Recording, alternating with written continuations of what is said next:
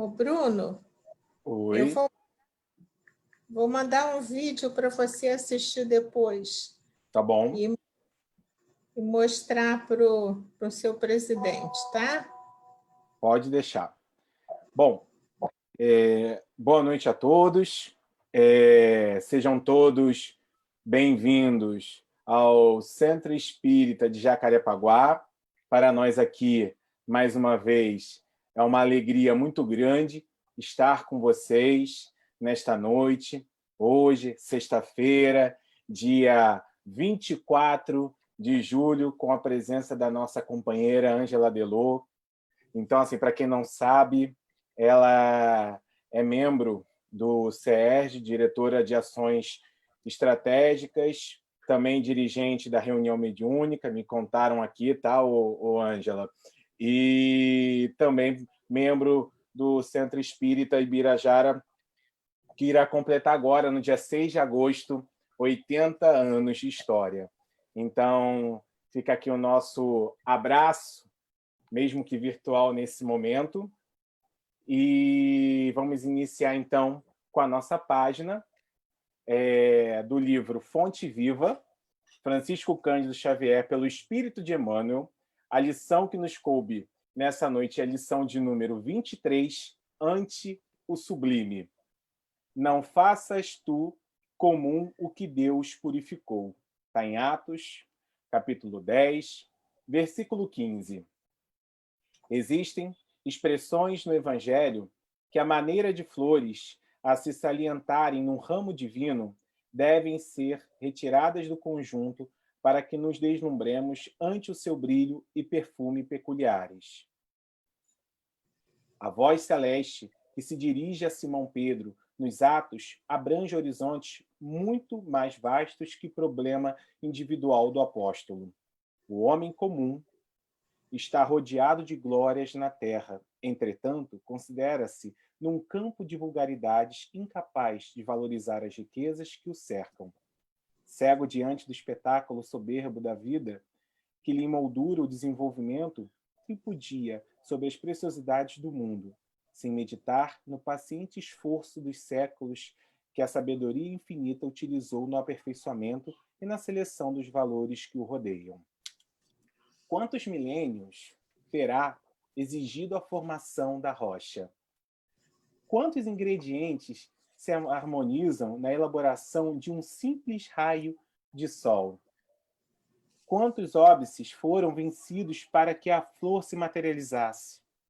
Quanto esforço custou a domesticação das árvores e dos animais?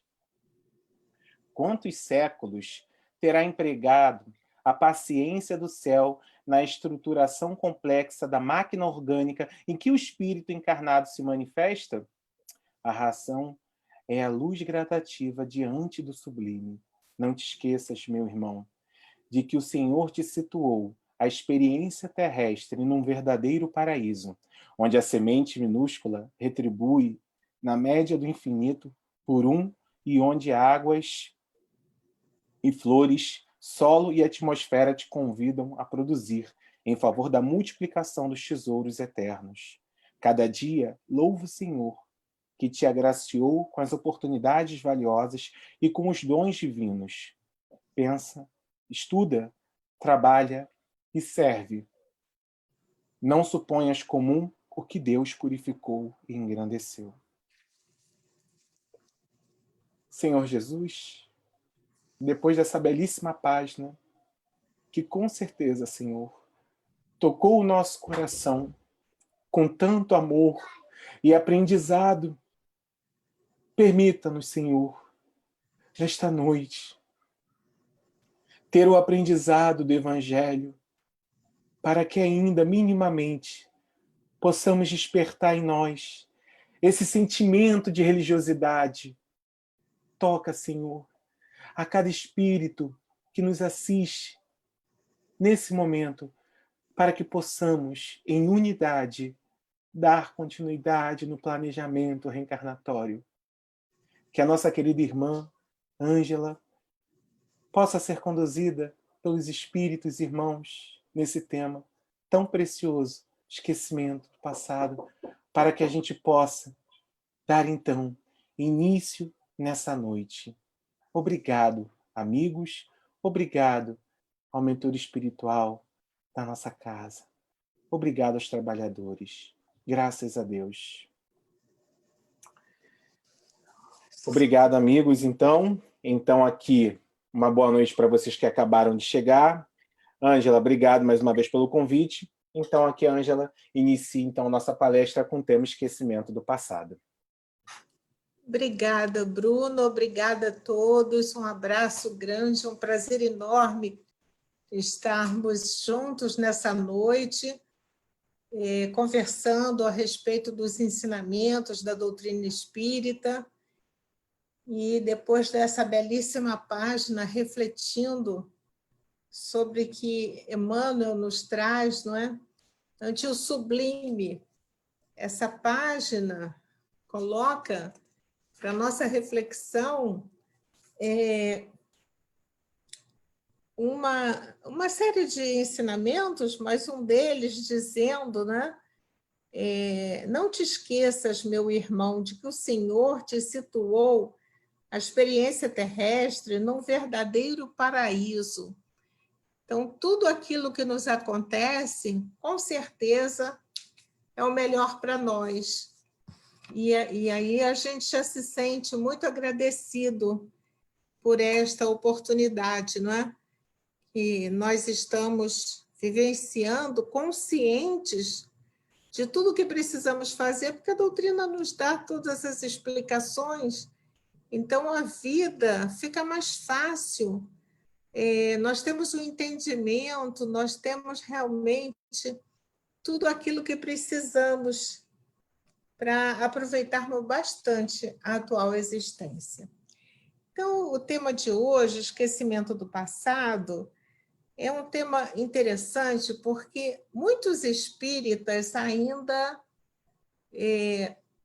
não, vamos dizer assim, não aceitam muito essa questão do esquecimento do passado. Gostariam de conhecer quem foi, onde viveu, que profissão teve, como é que foram seus pais, enfim, como se isso pudesse ajudá-lo. Na verdade, essa pergunta Kardec faz no Livro dos Espíritos aos espíritos superiores, é a pergunta 392. Por que perde o espírito encarnado a lembrança do seu passado?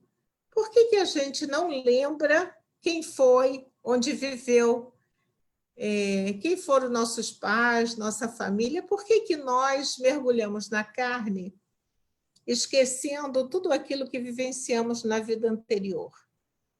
Na verdade, nós sabemos que isso acontece para o nosso bem, né? A maior prova da bondade de Deus é o esquecimento do passado.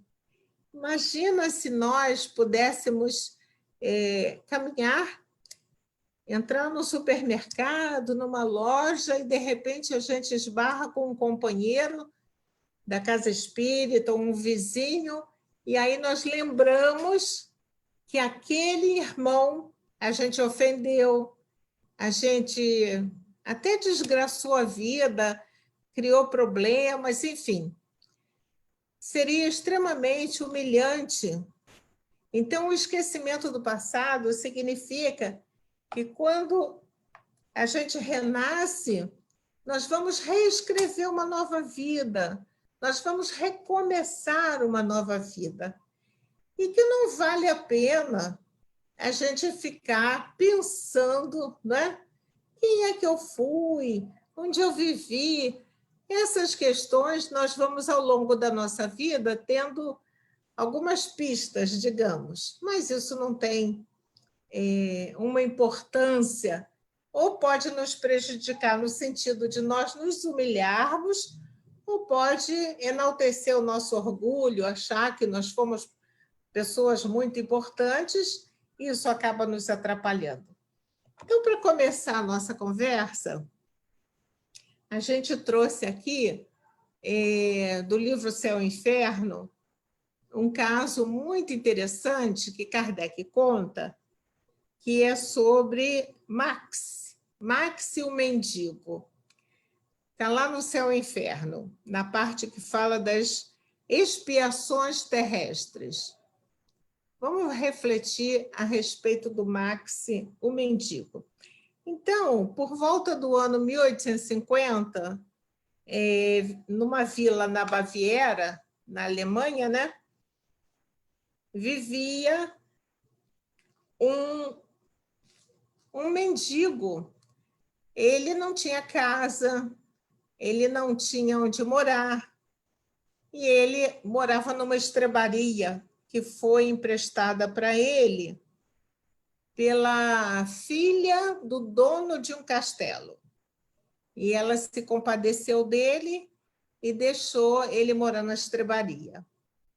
O Max, até uma determinada idade, ele vendia uns almanaques, vendia algumas coisas, para não dizer que ele vivia somente das moedas e da doação, né,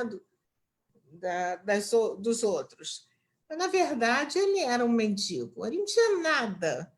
Ele nasceu filho de pais pobres, muito pobres, e os pais morreram cedo e ele ficou órfão, solto no mundo, sem ninguém, sem outros parentes. E ele conseguiu, então, durante um certo tempo, vender essas coisas. Depois ele foi tendo problemas de saúde, ele ficou paralítico e aí ele não poderia mais caminhar nem nada, então ele ficava ali. Interessante que a garotada, os meninos chamavam ele de Conde Maxi. Ele era um mendigo, como é que chamavam ele de Conde? Ou então chamavam ele de Pai Maxi. E ele ria, ele achava aquilo interessante, ele ria, ele não se ofendia. E assim ele foi vivendo e ele morreu com quase 100 anos. Viveu muito tempo mesmo. E uma vez o Max apareceu num sonho, justamente nessa moça que deu a chance a ele dele ter um lar. Uma estrebaria era o lar dele. Era onde ele dormia, era onde ele ficava, era onde, na verdade, ele se escondia. E ela orava sempre por ele, ela tinha pena dele, ela se sentia que a vida dele tinha sido assim tão difícil, e ela costumava fazer as suas orações pedindo por ele. O que aconteceu? O Max apareceu em sonho e contou a vida dele pregressa para que ela entendesse porque ele tinha tido essa existência daquela forma. Então ele disse que lá por volta de 1700 ele tinha vivido naquele mesmo lugar. Ele era um nobre, ele era dono de todas aquelas terras, era um homem muito rico, portanto, mas ele não ligava para as pessoas, ele menosprezava as pessoas, era um homem muito orgulhoso, ele tinha, vamos dizer assim, um único objetivo na vida, que era jogar, debochar dos outros, espezinhar aqueles empregados, não tinha respeito por ninguém, e ele vivia dessa forma, orgulhoso por ser um nobre, e foi, vamos dizer assim, se comprometendo e gastando a existência dele com futilidades, com nada que pudesse ajudar a ninguém. Quando os empregados, os vassalos, chegavam a ele e pediam alguma coisa e falavam das suas dificuldades, ele debochava, ele não tinha compaixão, não se condoía, não se sentia, vamos dizer assim, realmente tocado pela dificuldade do outro, e ele prosseguia na sua vida com bebidas, festas, orgias, enfim.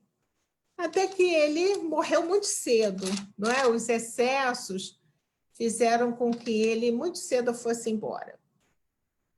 O seu funeral foi muito rico. Foi um funeral luxuoso. Aquela vila compareceu e foi assim um cortejo com muitas pessoas, só que, conta ele, nenhum amigo, nenhuma pessoa sentiu realmente saudade, compaixão. Ninguém derramou uma lágrima por ele. Ninguém sentiu a falta dele. Eles iriam sentir a falta daquele que pagava bebida, que pagava as festas, que fazia com que aquelas pessoas pudessem se divertir às custas dele. E aí, nesse funeral, era algo que ele começou a ver o que era a vida sem sentido, a vida sem significado. Na espiritualidade, quando ele começou a perceber o que tinha acontecido, ele viu que todos aqueles que ele espezinhava tinham raiva dele, tinham ódio dele, e apareciam para ele, e perseguiam ele, e ele ainda conta que, à medida que os outros iam morrendo, eles iam aparecendo também para ele. Ele vivia sempre sendo perseguido por aqueles que tinham sofrido por morarem naquele lugar e por terem um senhor de terras que não se sensibilizava com a dor alheia. Essa era a vida do Max. E aí ele começou a pedir perdão a Deus, começou a pedir compaixão a Deus, começou a pedir perdão àqueles a quem realmente ele havia maltratado. E o tempo foi fazendo com que ele modificasse toda a sua forma de ser e deixou de ser aquele homem fútil, aquele homem orgulhoso. Ele passou, então, a sentir uma grande pena, uma grande compaixão realmente por aqueles menos favorecidos. E ele chegou, então, a pedir a Deus que esse Deus realmente pudesse perdoá-lo e que fizesse também, se fosse da vontade de Deus, que fizesse a vontade dele, fazendo com que ele pudesse ser o servo dos servos dele, que ele queria renascer como o menor dos servos. E foi assim que ele renasceu e se tornou o mendigo Max. Então, todas aquelas terras que tinham sido dele um dia, hoje em dia tinham outros donos. Tudo aquilo que tinha sido dele estava em outras mãos. E ele viveu no mesmo lugar onde ele tinha sido um rico proprietário. E naquela região, interessante que os meninos chamavam ele de conde, sem nunca terem conhecido ele, mas ele tinha sido conde na outra encarnação. Chamavam ele de pai, como uma forma respeitosa de tratarem ele. Mas ele aceitava aquilo, e dessa forma, então, ele foi vendo que aquele esquecimento do passado e aquela vida totalmente diferente do mesmo lugar aonde ele tinha sido um rico proprietário, fez com que ele se tornasse uma pessoa melhor. E ele diz no livro, Kardec conta, que ele, aqui no livro Céu e Inferno, que ele agradece muito àquela moça pelas orações dela, porque as orações dela fizeram com que o caminho dele pudesse se iluminar, pudesse se abrir e ele pudesse ter entendimento real da vida. Dessa forma, então, a vida do Max se transforma, se modifica. E esse espírito, que tinha sido um espírito tão fútil, tão frívolo, tão indiferente à dor do outro, vivencia a experiência que ele fez os outros sofrerem, né? Ele contribuía para que as pessoas passassem por aquela situação de muita penúria. E ele renasce naquele lugar, ele se torna órfão, ainda pequeno, ele vive da caridade alheia, e isso faz crescer. Será que ele gostaria de saber que ele foi um nobre? Será que ele gostaria de saber que ele tripudiou sobre as pessoas, que ele foi uma pessoa insensível, que ele foi uma pessoa absolutamente indiferente mesmo, né? Eu não acredito, não é? Nenhum de nós vai querer. Mas ele, como Maxi, ele já tomou um rumo diferente. Então, os espíritos nos dizem que o esquecimento do passado é uma grande bênção e que cada um de nós tem, intuitivamente,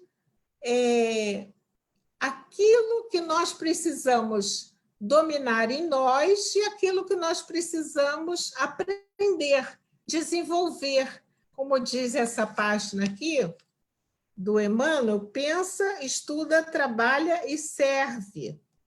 Pensa, estuda, trabalha e serve. Isso daqui são, vamos dizer assim, 4 palavras muito importantes para que a gente não perca tempo da nossa vida fazendo conjecturas. Se eu tivesse nascido na Europa, se eu tivesse nascido na Dinamarca, sei lá. E não é. Nós estamos no lugar certo. E talvez se a gente tivesse nascido nesses países que têm um desenvolvimento econômico e social tão grande, nós não conseguíssemos a felicidade e a alegria que nós temos de viver num país com tantas diversidades culturais como o nosso. Enfim. E aí vamos lembrar um pouco a respeito do que Santo Agostinho nos diz no item 15 do capítulo 3 do Evangelho segundo o Espiritismo, quando ele fala sobre os habitantes de mundos expiatórios, né? De mundos como a Terra, que são tipos de mundos expiatórios. Então, no item 15 do capítulo 3 do Evangelho segundo o Espiritismo, Há Muitas Moradas na Casa do Meu Pai, Santo Agostinho, muito objetivamente, ele diz quem são os habitantes deste lindo planeta Terra. E ele diz que o caráter comum do planeta Terra e de outros planetas de provas e expiações é um lugar para exílio de espíritos rebeldes à lei de Deus. Então, quem somos nós? Somos espíritos rebeldes à lei de Deus. Então, a gente precisa realmente, vamos dizer assim, agora, Deus quer o nosso bem. Deus não quer nos punir, Deus não quer nos dar castigo, muito pelo contrário, Ele quer que a gente, vivendo bem, vivendo feliz, que a gente se eleve, que a gente aprenda, que a gente se melhore. E aí ele diz, por que nós, qual a vantagem, digamos, da gente estar nesse lugar vivendo com as condições da natureza inclemente, né? Que de vez em quando as coisas acontecem e nós vemos que nós não temos o controle pela natureza, e vivemos também no meio de muita violência, de muitas situações extremamente inseguras, né? Então, ele diz, primeiro, para desenvolver as qualidades do coração, e segundo, para desenvolver a inteligência. Então, quando nós pensamos que nós estamos no planeta Terra, que é um lindo planeta, nessas condições que estamos, nós temos essas duas metas para nós atingirmos. Essas são as metas, vamos dizer assim, mais importantes da nossa vida atual. Desenvolver as qualidades do nosso coração e desenvolver as qualidades da inteligência. Porque quanto mais desafios nós encontramos, mais nós buscamos soluções criativas, não é verdade? Porque se tudo fosse fácil, a gente estaria acomodado. Olha só o que essa pandemia está nos trazendo. Nós estamos participando de lives, nós estamos utilizando todos os recursos das redes virtuais que nós já tínhamos, mas ninguém queria saber disso, não. Eu quero presencial que participar disso, de jeito nenhum. E hoje em dia nós participamos muito felizes e depois ainda dizemos assim, quando o centro reabrir, eu não irei em todas as reuniões. A gente precisa ter, por exemplo, estudo sistematizado virtualmente. Algumas coisas podem ser presenciais e outras virtuais. E aí a gente começa a ver que é importante nós estarmos juntos, mas que é importante também nós termos outras alternativas, não é? Isso daí é a criatividade. Agora, se nós não tivéssemos nesta situação, a gente não gostaria, como antes, nós não queríamos nem saber se a gente ia precisar, se ia fazer uma live, a gente nem sabia. Eu, pelo menos, não sabia fazer um monte de coisa que hoje em dia eu já aprendi. Porque a gente tem que aprender, não é? Celular, para que celular? Celular é para falar, não. O celular você assiste palestra, você manda mensagem, você manda foto, você manda vídeo, você grava palestra, você faz encontro pelo Meet. Quantas coisas a gente faz pelo celular e que antes não tinha nenhuma serventia, a não ser a gente querer realmente falar no celular. Então, quando nós formos observar, os espíritos nos dão as respostas certas para que a gente possa realmente encontrar o caminho certo. E olha só, no Evangelho segundo o Espiritismo, no capítulo 5, que trata sobre o esquecimento do passado, exatamente isso que nós falamos, Kardec nos diz. Frequentemente, o espírito renasce no mesmo meio em que já viveu, estabelecendo de novo relações com as mesmas pessoas, a fim de reparar o mal que lhes haja feito. É o caso do Maxi. E vamos pensar o seguinte, o que acontece quando nós precisamos lembrar de uma vida anterior? Como é que foi a vida de Dona Ivone Pereira? Dona Ivone já tinha cometido suicídio mais de uma vez, ela não podia errar mais. Ela teve a sua vida completamente modificada, ela renasceu num meio pobre, ela renasceu numa família que ela não reconhecia como sua, ela renasceu num lugar que ela, porque ela vivia na Europa, num lugar que ela não... Dona Ivone nasceu em Rio das Flores, foi criada aqui, ela viveu durante muito tempo ali na Rua Elias da Silva, no Encantado, e ela não achava que os pais dela não eram aqueles, ela dizia isso, não é? Isso foi a vida inteira um conflito muito grande para ela. Por quê? Para que ela não incorresse novamente naquele engano terrível que ela passou,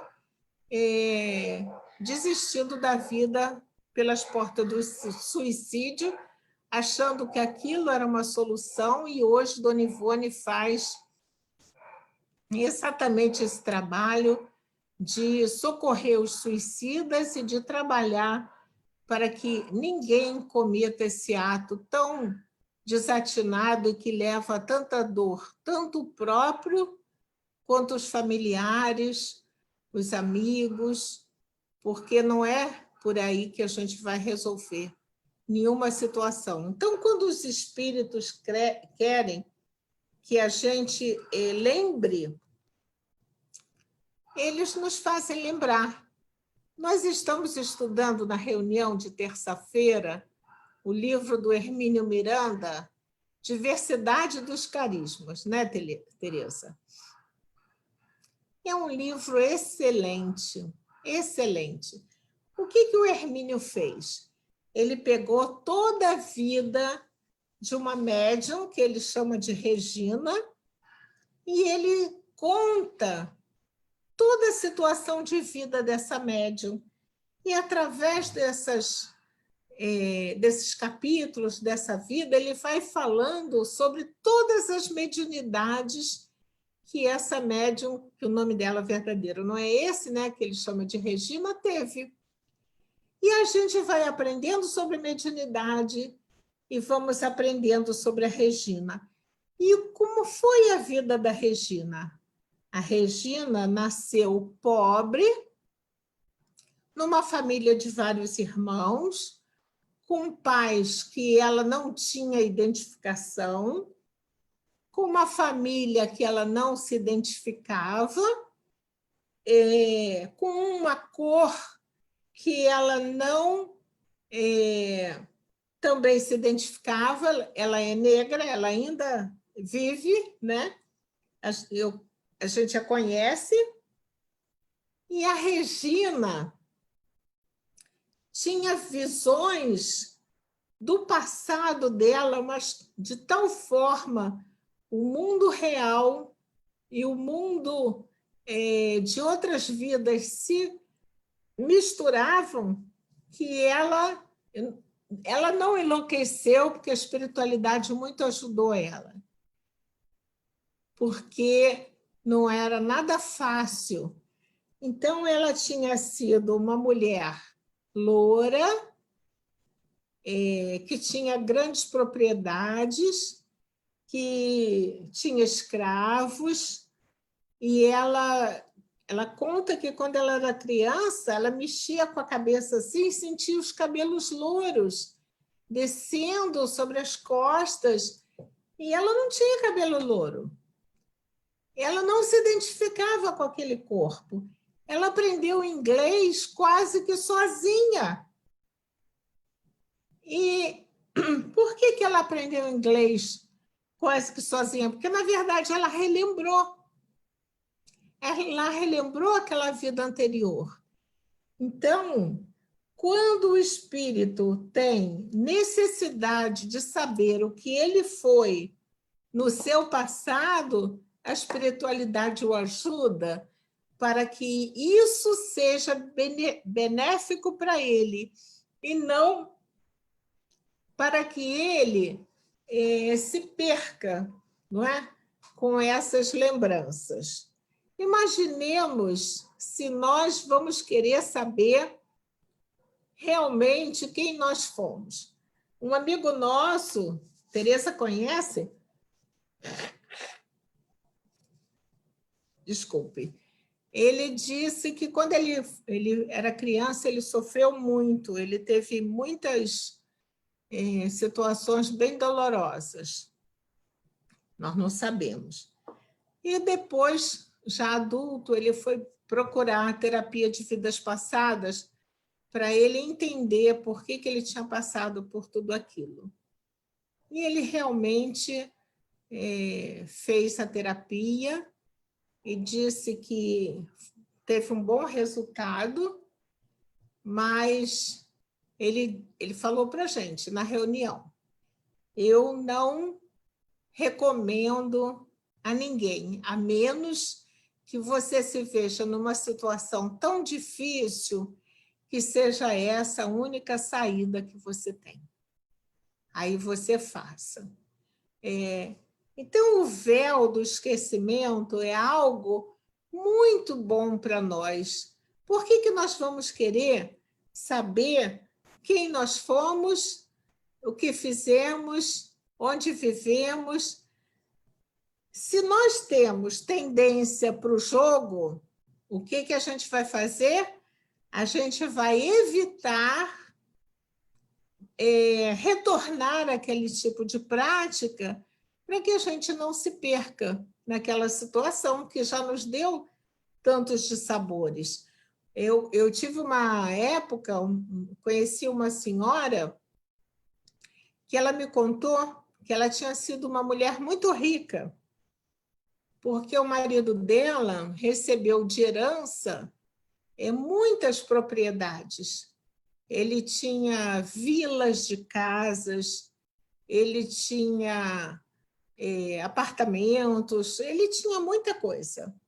Só que o marido dela gostava de jogar.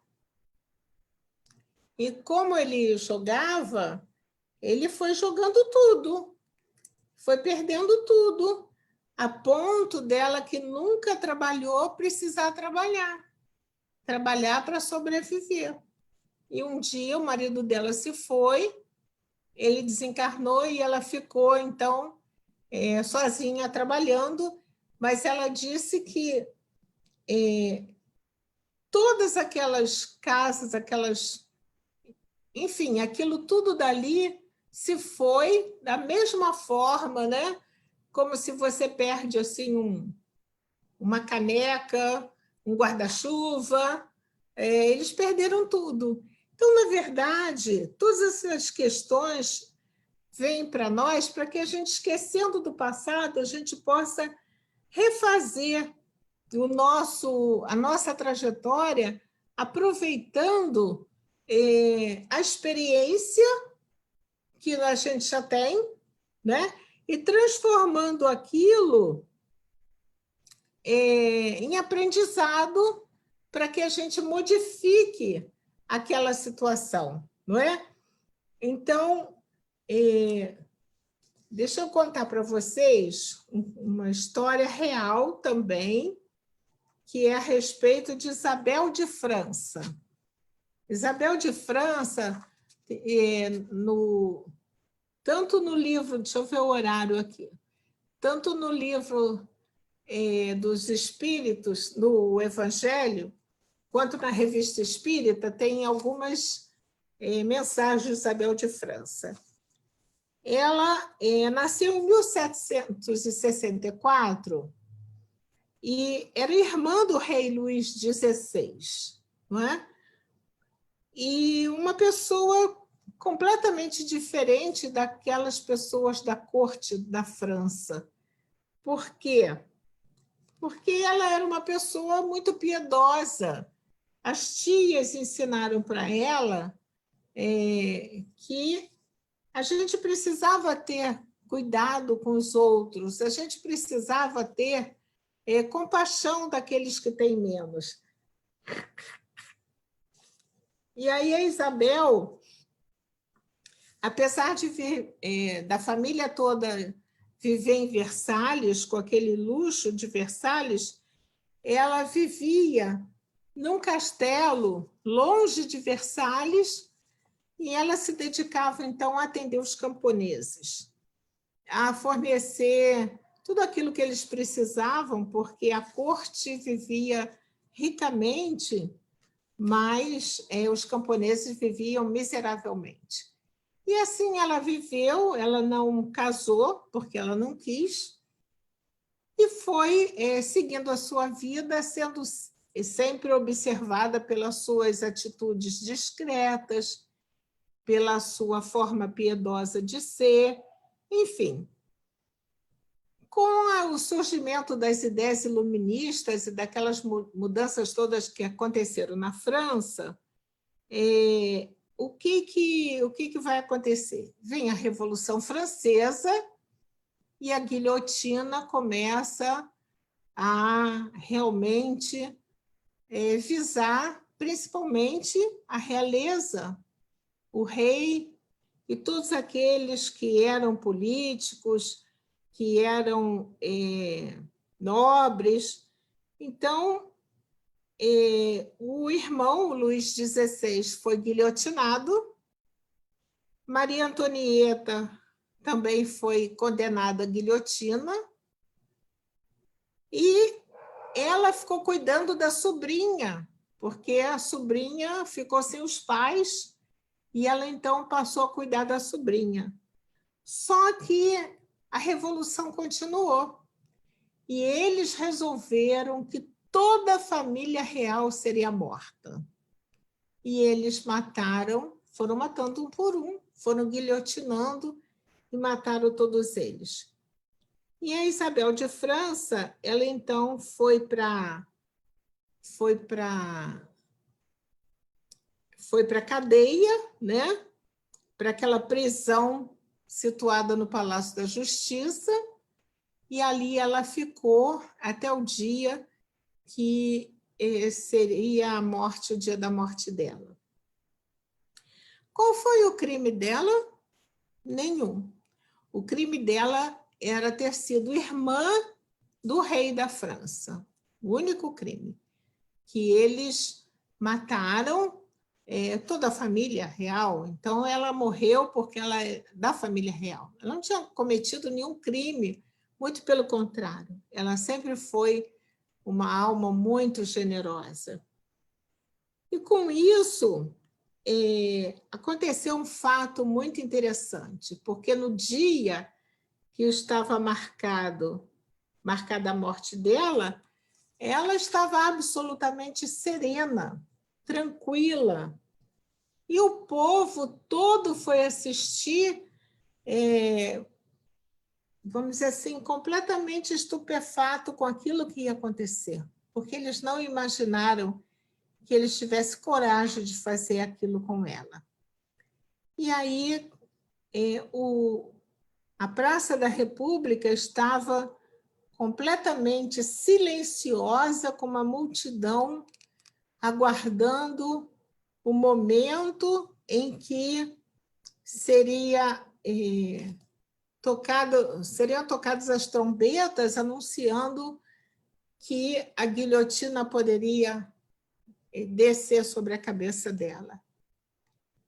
E aí, o capitão, que deveria dar o sinal, ele, sabendo da bondade de Isabel, ele caiu no chão, ele caiu desmaiado, já quase morto, agonizante, e ficou um silêncio estranho, porque eles guilhotinaram sem o capitão dar o sinal de que ela poderia ser morta. E eles perceberam que, naquele momento, isso conta-se, né? Que um perfume de rosas se espalhou por toda a Praça da República e o silêncio se fez durante muito tempo e as pessoas choraram a morte de Isabel de França, que com certeza é um espírito nobre. E aí, quando a gente vai ver, lá no Evangelho, aquela mensagem que ela diz que a gente deve ter piedade para os criminosos, que devemos amar os infelizes, que a gente deve pensar que eles são criaturas de Deus, como nós também, e que eles fazem aquilo porque eles não têm o entendimento e nem sabem aquilo que nós conhecemos, que nós sabemos. Então, que o nosso sentimento deve ser um sentimento diferente para com os criminosos, que não nos cabe julgar. Então, quando a gente pega lá no Evangelho, esses textos de Isabel, ela sendo inocente, ela foi morta, ela foi condenada sem nada ter feito, a não ser da família real, ser nobre, ainda fez dela uma alma, vamos dizer assim, de uma bondade tão grande, em que ela ainda pede perdão para os criminosos e ainda nos diz que a gente deve ter que a gente deve ter muita compaixão dos criminosos, porque eles não conhecem aquilo que nós conhecemos. Então, imagina se um espírito dessa envergadura gostaria de saber o que ele foi no passado, gostaria de rever essas cenas, indo para o cadafalso, sendo decapitado. E por quê? A bondade de Deus nos coloca de tal forma diante da vida para que a gente só possa fazer o bem. Por isso que aqui na página do Emmanuel diz: pensa, estuda, trabalha e serve, não é? E assim, dessa forma, a gente vai seguindo a nossa vida, aproveitando todas as oportunidades, agradecendo a Deus e sabendo que aquilo que nos acontece é sempre o melhor.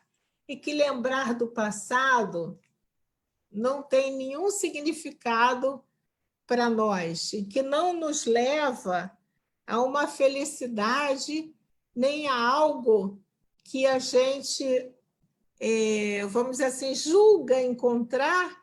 Se nós conhecermos, de que adianta nós sabermos se a gente foi um lavrador, se a gente foi um rei, um nobre, se o próprio Max, que tinha sido um nobre, pediu para renascer como servo dos servos, porque ele entendeu que o mais importante é o ser, não aquilo que nós temos, porque, na verdade, nós não vamos levar daqui nada, né? Então, são essas as nossas reflexões a respeito do esquecimento do passado, que é um tema muito importante para nós entendermos que a melhor coisa é a gente realmente não querer lembrar de nada,